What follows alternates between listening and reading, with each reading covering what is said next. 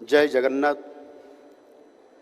माननीय स्वराष्ट्र और समवाय मंत्री भारत सरकार श्री अमित शाह जी, महाराष्ट्र के माननीय मुख्यमंत्री श्री देवेंद्र फडणवीस जी, माननीय मंत्री बंदरगाह, नौवहन और जलमार्ग भारत सरकार श्री सर्बानंद सोनोवाल जी, गुजरात के माननीय मुख्यमंत्री भूपेंद्र पटेल जी, गोवा के माननीय मुख्यमंत्री श्री प्रमोद सावंत जी, माननीय राष्ट्र मंत्री बंदरगाह, नौवहन और जलमार्ग भारत सरकार श्री शांतनु ठाकुर जी, अध्यक्ष Indian ports association Shri Sunil Paliwal ji, Maharashtra की deputy chief minister Eknath Shinde ji, उप मुख्यमंत्री अजित पवार जी, उपस्थित बंदरगाह क्षेत्रों से जुड़े इंडस्ट्री लीडर्स, विशेषज्ञगण और स्टेक होल्डर्स और उपस्थित अतिथिगण, मीडिया से आए हुए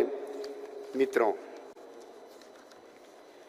इंडिया मैरीटाइम वीक्स 2025 के शुभ अवसर पर ओडिशा की पवित्र धरती की ओर से आप सभी को हार्दिक शुभकामनाएं देता हूं। देश को 2047 तक विकसित भारत बनाने की माननीय यशस्वी प्रधानमंत्री श्री नरेंद्र मोदी जी की संकल्प को साकार करने के लिए कार्यरत दूरदर्शी नेता और केंद्रीय मंत्री श्री अमित शाह जी की गरिमामय उपस्थित ये कार्यक्रम को और भी सार्थक बनाता है। यह आयोजन केवल एक औद्योगिक सम्मेलन नहीं बल्कि विकास और वैदेशिक वाणिज्य में भारत की पुनरुत्थान यात्रा की ये प्रतीक है।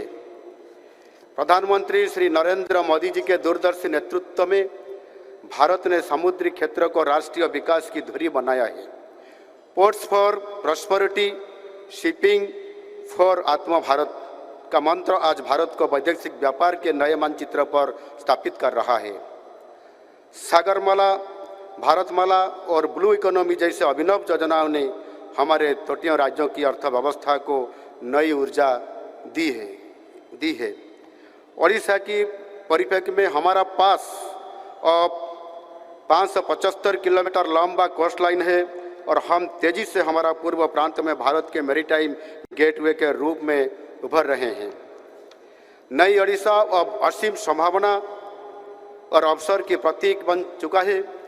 जैसा कि प्रधानमंत्री नरेंद्र मोदी जी ये बार बार कहते आए हैं कि ओडिशा उनके पूर्वोदय के परिकल्पना की केंद्र बिंदु है।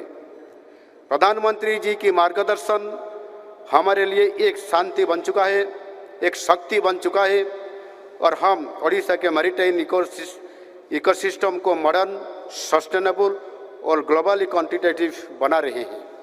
हम ओडिशा के लिए और बड़ा सोचते हैं, इसलिए 2047 तक हमारा ओडिशा की बंदरगाहों की कैपेसिटी सालाना 500 मिलियन टन बढ़ाने का लक्ष्य रखा है। ओडिशा में अभी 3 बड़े बंदरगाह कार्य कर रहा है, पारादीप पोर्ट, धामरा पोर्ट और गोपालपुर पोर्ट। ये तीनों बंदरगाह ओडिशा को भारत की समुद्री अर्थव्यवस्था का धड़कता हुआ केंद्र बना रहे हैं। अगले कुछ साल में और छोटे छोटे बंदरगाह बनाने के लिए जगह ही पहचान की गई है। इसके साथ धामरा, गोपालपुर, सुवर्णरेखा, अस्तरंग और जटाधार मुहान में चल रही परियोजनाएं ओडिशा के सामुद्रिक दृश्यपट को एक नया रूप दे रही है। हमारे सामुद्रिक अभिवृद्धि में पारादीप बंदरगाह की भूमिका सबसे गुरुत्वपूर्ण है। पिछले 2 साल में अच्छी प्रदर्शन के लिए पारादीप पोर्ट को बहुत सारी पुरस्कार भी मिला है। ओडिशा में सामुद्रिक विकास के लिए हम 2 प्रभावशाली परियोजनाएं बना रहे हैं। एक 21,500 करोड़ रुपए की बाहुडा पोर्ट परियोजना और एक दूसरा है 24,700 करोड़ रुपए की शिप बिल्डिंग क्लस्टर जो कि महानदी की मुहान में बनेगा। ये दोनों प्रोजेक्ट्स हमारे समुद्री तट का व्यापार और उद्योग क्षेत्र की एक केंद्र स्थल बनाएगी और निवेश तथा रोजगार के असीम संभावना सृष्टि करेगी।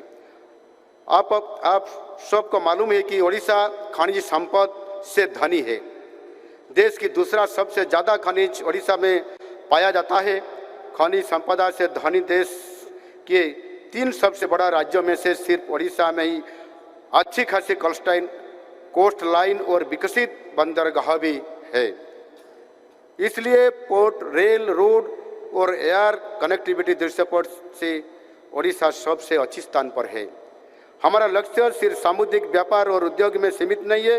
हम बंगाल की खाड़ी में पर्यटन, अवकाश और मनोरंजन की अपार संभावना देखते हैं।